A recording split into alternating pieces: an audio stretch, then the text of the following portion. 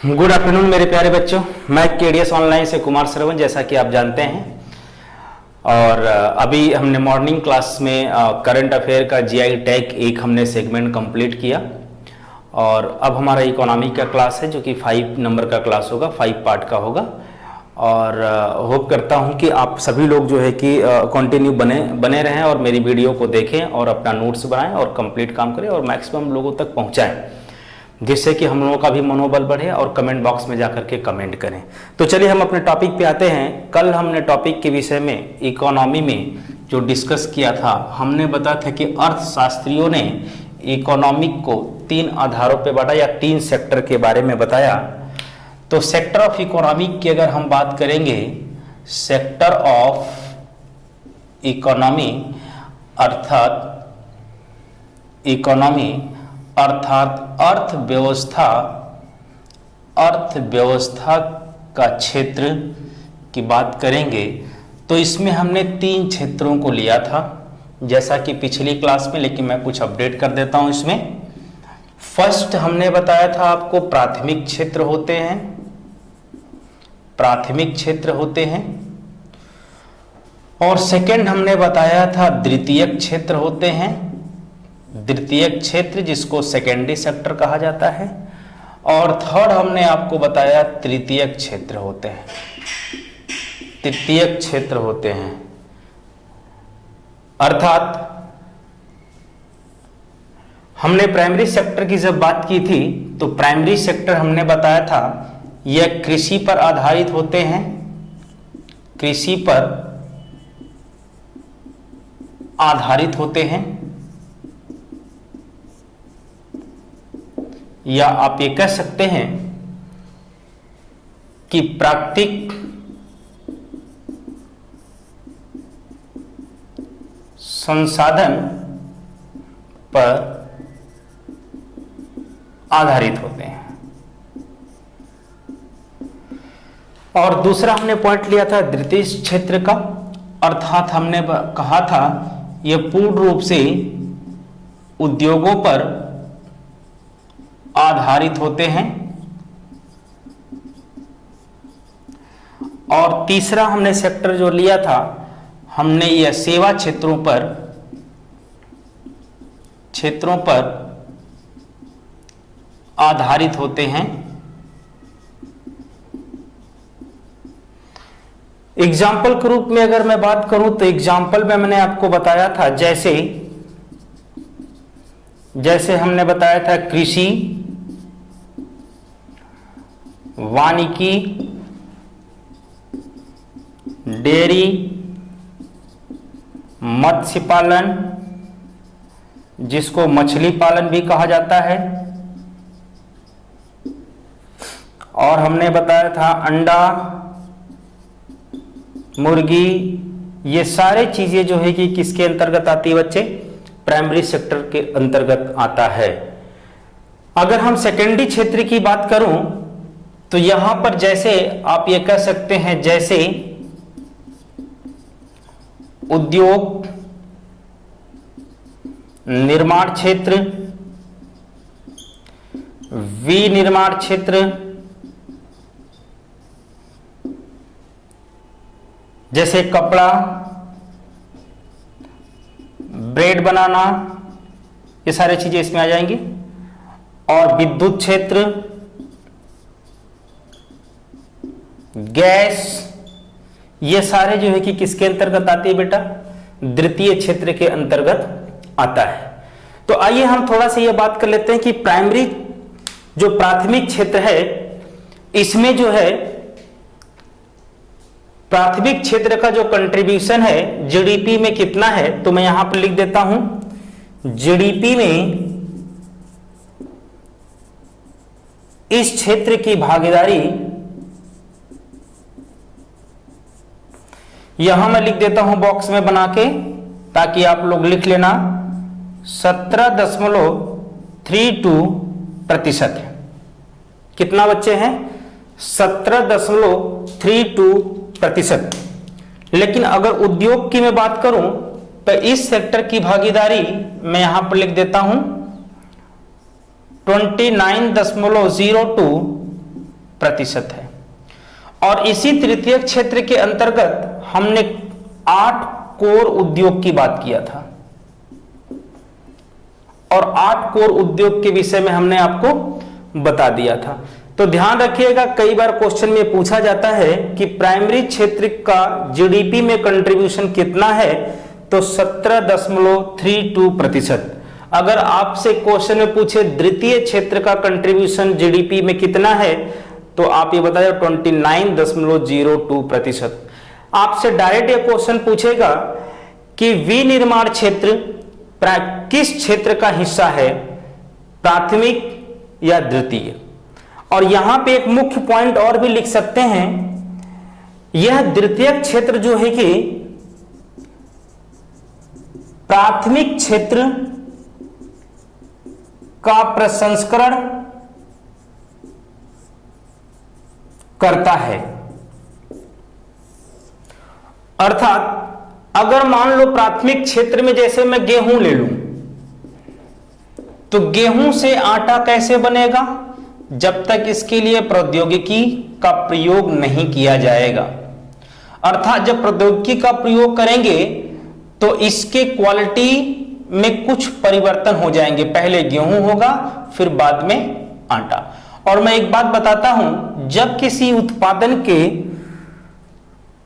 Quantity या qualitative में परिवर्तन होता है तो अपने आप उसकी प्राइस क्या हो जाती है, बढ़ जाता है। तो चलें अब हम लोग बात करते हैं बेटा, आज तृतीयक क्षेत्र पे हम लोग बात करेंगे। किस सेक्टर पे बात करेंगे, तृतीयक क्षेत्र पर हम लोग बात करते हैं। तो आइए हम लोग इसको ध्यान से आप लोग नोट कर लेना, क्योंकि कंट्रीब्यूशन पूछता है कि प्राथमिक क्षेत्र का कंट्रीब्यूशन जीडीपी में कितना है, द्वितीय क्षेत्र का और तृतीयक क्षेत्र का पूछ लेता है तुरंत। तो इसलिए आप लोग इसको जो है कि ध्यान में रख करके चलिएगा। अब आइए हम अगर तृतीयक क्षेत्र की बात करता हूं, तो तृतीयक क्षेत्र में अगर हम देखते हैं, तृतीयक क्षेत्र किस पर आधारित होता है, तो आप ये कह दिएगा सेवाओं पर आधारित होता है। अर्थात इसमें सेवा क्षेत्र की बात की जाती है। जैसे अगर मैं एग्जांपल लूं, जैसे तो आप ये कह सकते हैं बैंकिंग, फाइनेंस, आपको शायद पता होगा, परिवहन, भंडारण, सामुदायिक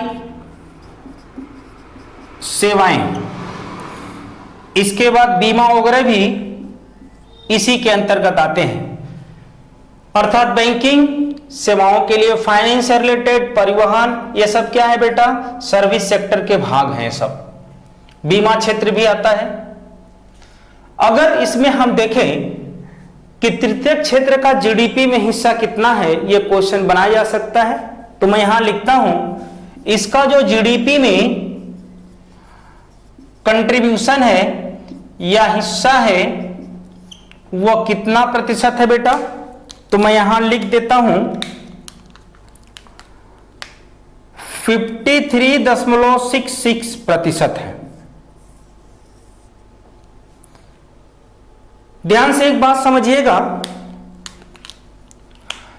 अगर मैं बोलूं 1950 से पहले कोई भी देश ज्यादातर उद्योगों पर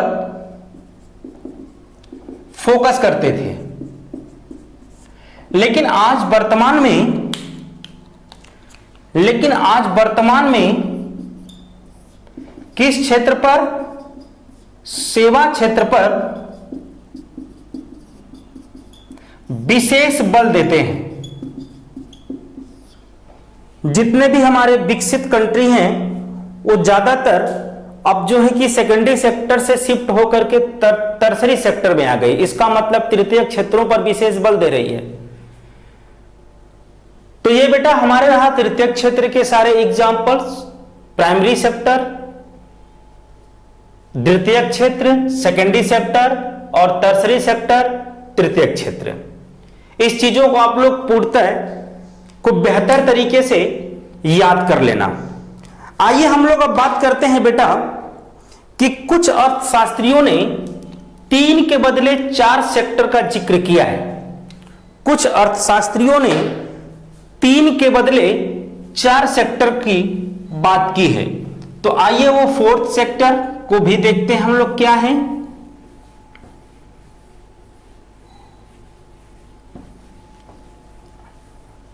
अगर हम चतुर्थ क्षेत्र की बात करें, फोर्थ सेक्टर अर्थात चतुर्थ क्षेत्र की मैं बात करूं तो चतुर्थ क्षेत्र में उन श्रमिकों को रखा जाता है, उन श्रमिकों को रखा जाता है जिनका संबंध या जो सूचना प्रौद्योगिकी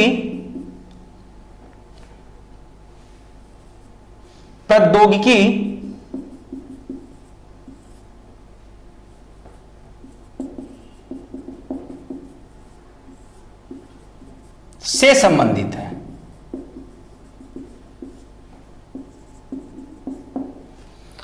अर्थात आप ये कह सकते हैं सूचना प्रौद्योगिकी, जैसे मतलब हम लोग ले रहे हैं लाइव क्लासेस इंटरनेट के थ्रू, बहुत सारे कार्य जो है कि ऑनलाइन होते हैं, तो वो सारे क्या हो जाएगा, सूचना प्रौद्योगिकी।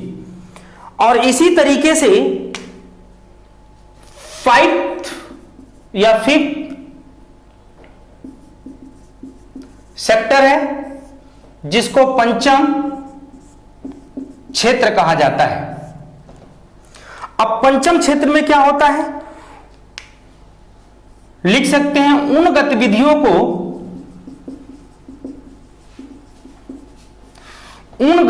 को कहते हैं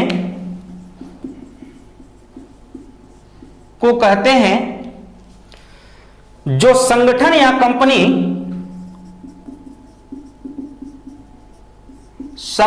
कंपनी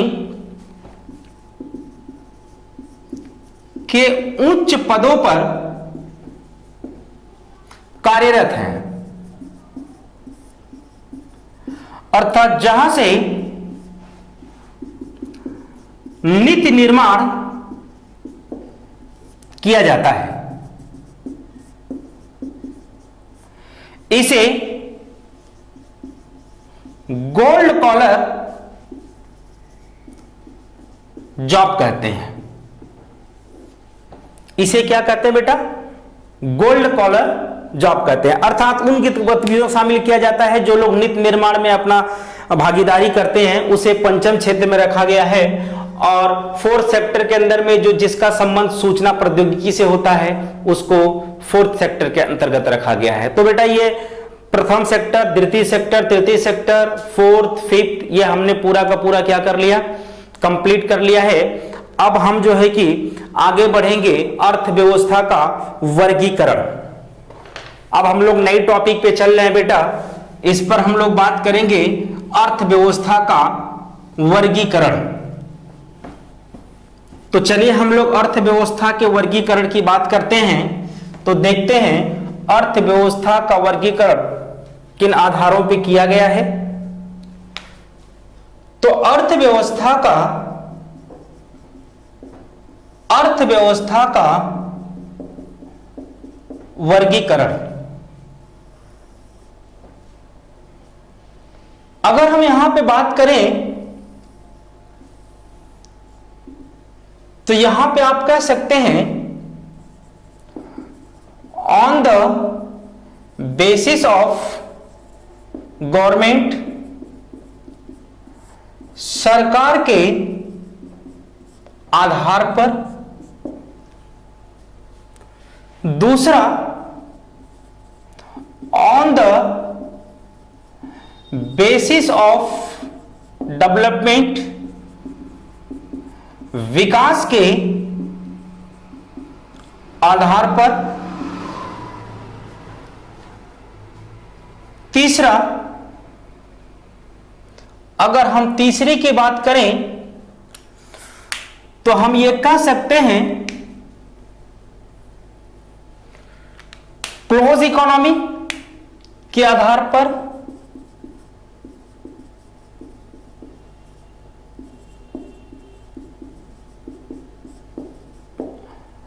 और एक फोर्थ, ओपन इकोनॉमी के आधार पर। तो कितना हो गया बेटा? 4, 1, 2, 3 और 4। अगर अर्थव्यवस्था का वर्गीकरण की हम बात करें तो एक तो सरकार के आधार पर अर्थव्यवस्था, दूसरा विकास के आधार पर, तीसरा क्लोज इकोनॉमिक अर्थात बंद अर्थव्यवस्था के आधार पर, और फोर्थ हम ये कह सकते हैं खुली अर्थव्यवस्था के आधार पर। यहां लिख देता हूं, ये बंद अर्थव्यवस्था के आधार पर, ये खुली अर्थव्यवस्था के आधार पर। तो 4 प्रकार के हम बेटा बात करेंगे। पिछले साल क्लोज इकोनॉमिक से पूछा गया था क्वेश्चंस कि क्लोज इकोनॉमिक किसे कहा जाता है, तो आइए हम बात करेंगे, तो इसमें डिस्कस करेंगे। तो अगर हम देखें ऑन द बेसिस ऑफ सरकार के आधार पर, तो अगर इसको बांटा जाए तो यह भी 3 भागों में डिवाइड होता है। पहला, जिसको कहते हैं पूंजीवादी अर्थव्यवस्था, और दूसरा होता है समाजवादी अर्थव्यवस्था, और तीसरा होता है मिश्रित अर्थव्यवस्था, अर्थात capitalist economic, socialist economics and mixed economic. 3 होते हैं। अगर मैं on the basis of development के आधार पर बात करूं तो एक होता है विकसित अर्थव्यवस्था, जिसको डेवलप्ड इकोनॉमिक कहा जाता है।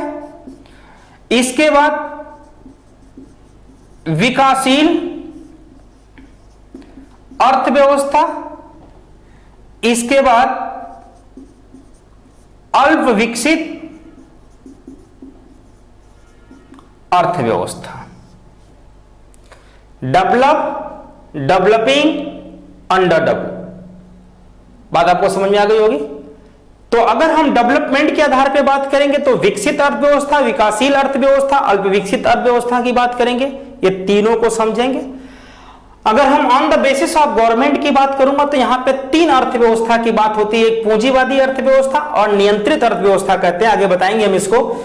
समाजवादी अर्थव्यवस्था, इसके बाद मिश्रित अर्थव्यवस्था, जो कि मैक्सिमम देशों में अब अप्लाइड हो चुका है, लागू हो चुका है। अब लोग ज्यादातर मिश्रित अर्थव्यवस्था पर ज्यादा डिपेंडेंसी सबकी हो चुकी है। कुछ ही ऐसे देश हैं जो समाजवादी अर्थव्यवस्था के किसी में गुण दिखता है, बाकी तो कुछ हमारे विकसित जो देश है वहां पे पूंजी अर्थव्यवस्था दिखाई देती है। तो यहां पे on the basis of development के आधार पर देखेंगे तो विकसित अर्थव्यवस्था और विकासशील अर्थव्यवस्था और अल्प विकसित अर्थव्यवस्था। इसके बाद लास्ट में पढ़ेंगे बंद अर्थव्यवस्था किसे कहा जाता है और क्लोज इकोनॉमिक किसे कहा जाता है और ओपन इकोनॉमिक किसे कहा जाता है। जब ओपन इकोनॉमिक की हम बात करेंगे तो यहां पे बेटा मनमोहन सिंह के द्वारा एलपीजी जो मॉडल लाया गया हमारे देश में, यहां पे हम बात करेंगे कि इसके पीछे रीजन क्या थे एलपीजी लाने के। तो आई होप मेरी बातों को आप पूरा समझ गए होंगे। हमारा लेक्चर बस इतना ही होगा। कल हम आगे के टॉपिक पे बात करेंगे। इन तीनों का जो वर्गीकरण चारों का मैंने किया है, ऑन द बेसिस ऑफ सरकार, on the basis of development, close economic and open economic के विषय में हम बेहतर तरीके से चर्चा करेंगे। और मेरे इस वीडियो को लाइक, शेयर और कमेंट और सब्सक्राइब जरूर करें। जिन बच्चों तक इसकी पहुंच नहीं हो पा रही है वहां प्लीज आपसे रिक्वेस्ट है कि आप जरूर शेयर करें और साथ साथ उनसे बोलिएगा भी कि सब्सक्राइब करें। आप पढ़िए और बेहतर तरीके से अपनी सफलता को प्राप्त करें। हम आपसे यही आशा करते हैं, और आपका विकास तो मेरा विकास, और मोदी जी कहते भी हैं सबका साथ और सबका विकास। तो दोस्त, आपका विकास मेरा विकास, इस पूरे देश का विकास, अर्थात पूरे देश में भारत का विकास, और जब भारत का विकास तो भारत को विश्व में एक महान शक्ति के रूप में देखा जा सकता है। तो आइए हम सब लोग मिलकर के विकास करते हैं। धन्यवाद, थैंक यू सो मच।